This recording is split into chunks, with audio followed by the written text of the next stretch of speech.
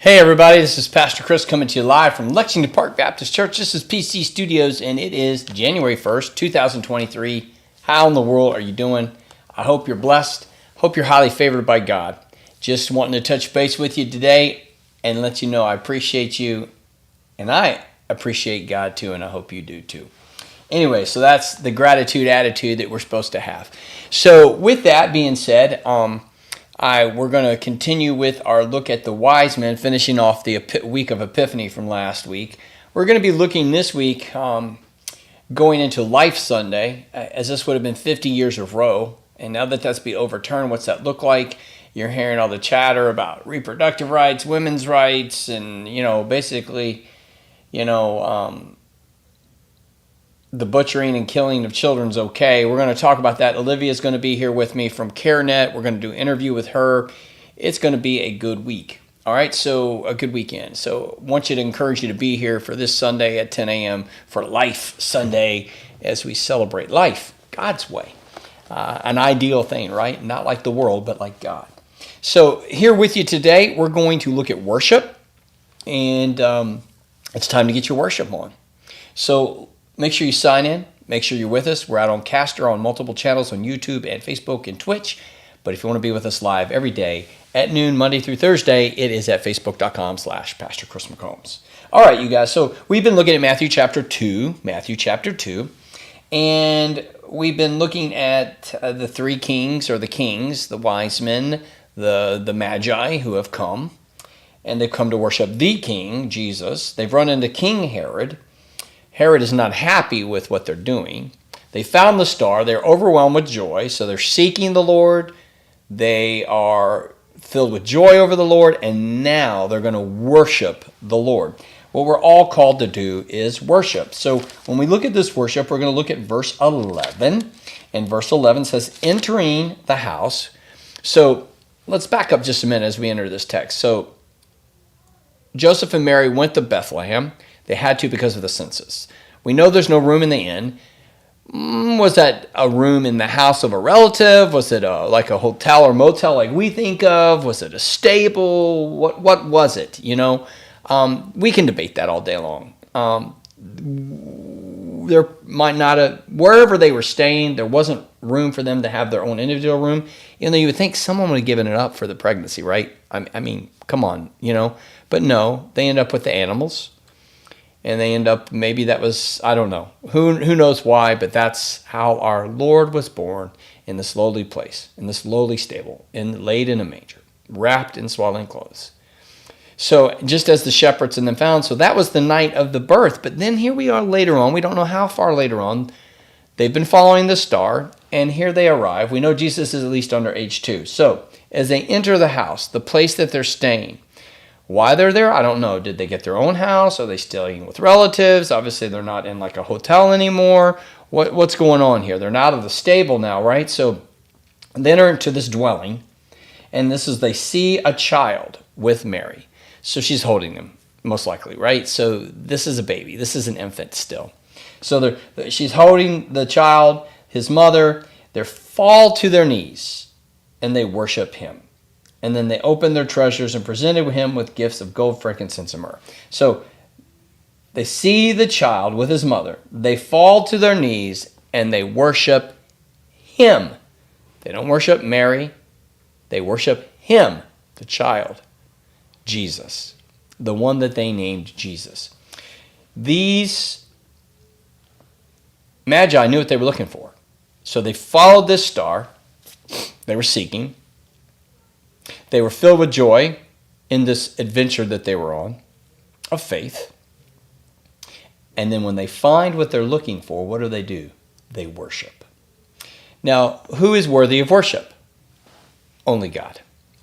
Now, they're from the east, from the far east. We don't know what they're, they could have come from an Arab nation, right? Maybe even of Islamic faith or some other faith. We don't know.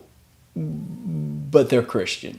We're not called Christians yet, right? And they're not Jewish because, they're not from Judea.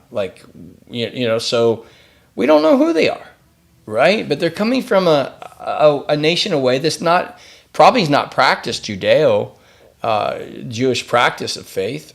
Probably other religions. And they've studied the stars, and here they are, that they're seeking this Messiah, this King of Kings. So their allegiance is not to some false god or some false idol. Their allegiance is to this king. And King Herod didn't like that. The world doesn't like that still to this day. The spirit of Herod, we'll talk about this weekend, is still lingers to this very day. There is an opposition to this child for those that will not worship him. We see in Revelation that will happen too, right? There will be opposition to all who worship, and they will have to worship the beast. They'll have to worship the Antichrist. There'll be a false prophet. There'll be a false religion. All these things will come to place, and they're already in existence. The prince of air is at work. That is Satan, is at work in the atmospheric pressures of our atmosphere of earthly existence. He is at work to deceive us now. So this is nothing new. It was back then, but these at least three, if not more, people who have come, and the whole entourage with them, maybe it's just three that entered, right? And there's others outside. They have come to worship this king. Now, we don't know exactly how they worship, but it says right here that they fell to their knees and they worship. So they at least bow. So they bow to this Messiah. They bow to this child. They would bow to him like you would an earthly king. But they're bowing to this eternal king. They're bowing to this one that they know is king, born king of the Jews. And in their way of thinking, this is the King of Kings. They may not have fully understood what that was going to mean. They may not have understood all that was happening in that moment. But they knew this child was worthy of worship. Listen, a king's not worthy of worship. No human being is worthy of worship. But Jesus is worthy of worship. And so they come in, they bow down, they worship Christ, the newborn King. I want to encourage you today in your life. Do you seek him? Are you filled with joy over him? And do you worship him? I want to encourage you to fall to your knees. I want to encourage you to find a time where you can worship this King. I want to encourage you that this would never grow old. I would imagine to these magi, what a great privilege for these wise men. And we'll see them in heaven someday, I do believe.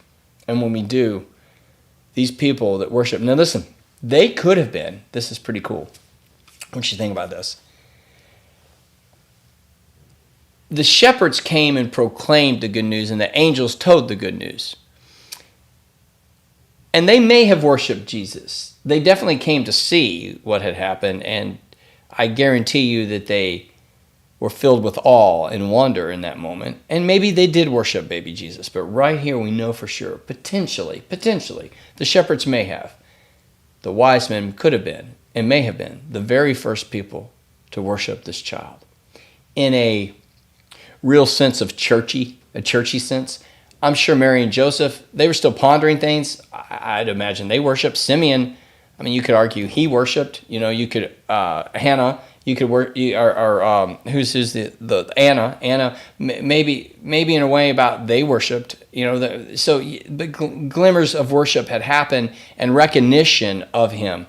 But this perhaps could be the first converts, the first foreigners, right, that have come receiving this king. This could be the first Gentiles, right, that receive Jesus as king and worship him. I just think that's kind of cool. And because we're not Jewish, I'm not Jewish. Most likely, my eyes is not Jewish. You're Gentile. We're not of Jewish origin. So we worship this king, the same king that the wise men worshiped, the same king that perhaps the shepherds did, and Anna and all those that would follow, Mary, Joseph, and Simeon, and all that would pay. This is the Messiah, and those that would understand it. We can look back to these stories of the telling of it and the proclamation of it and then the action of it here by these wise men that teach us this king is to be worshipped and he is the King of Kings. And I pray in your life you know that. So worship the King. You come seek him, be filled joy over him and the adventure that he gives you through faith, and worship him. Fall to your knees and worship this King that's worthy. Hey, that's all I've got for you today. I want you to be blessed. and highly favored, as I always start off. And remember these two things: not just that I love you and so does God, but that I appreciate you and I appreciate God, and I want you to too. Hey, God bless you. Take care. We'll see you here tomorrow for the final teaching of the week. God bless.